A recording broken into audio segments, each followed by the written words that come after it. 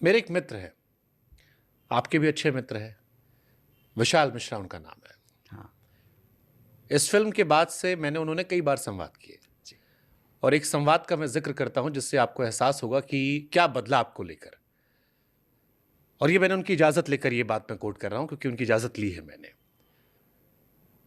उन्होंने मुझसे कहा कि मनोज भैया को मेरी मम्मी बहुत पसंद करती रही है, सुनती रही हैं।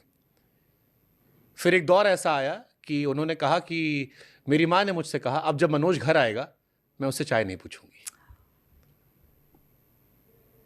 ये खोया मैंने। दो तरह के लोग थे शुभंकर जिनको मुझसे नाराज़गी थी।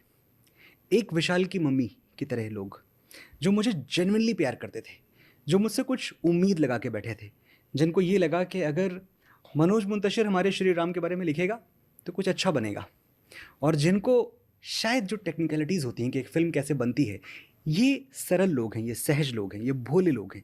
इनको ये नहीं पता कि there is only so much a writer can do in a film. Film जो है वो डायरेक्टर्स मीडियम होता है। फिल्म में बहुत सारे ऐसे पहलू हैं जो हमारे कंट्रोल से बाहर होते हैं। फिल्म में लिखना एक चीज़ है, उसका एग्जीक्यूशन दूसरी चीज़ है, और पर्दे पर क्या पहुंचता है वो तीसरी चीज़ है।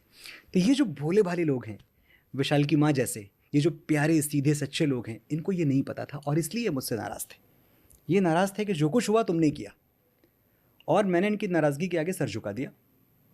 झुकाना भी चाहिए था, मैंने पब्लिकली अपोलोजाइज़ किया।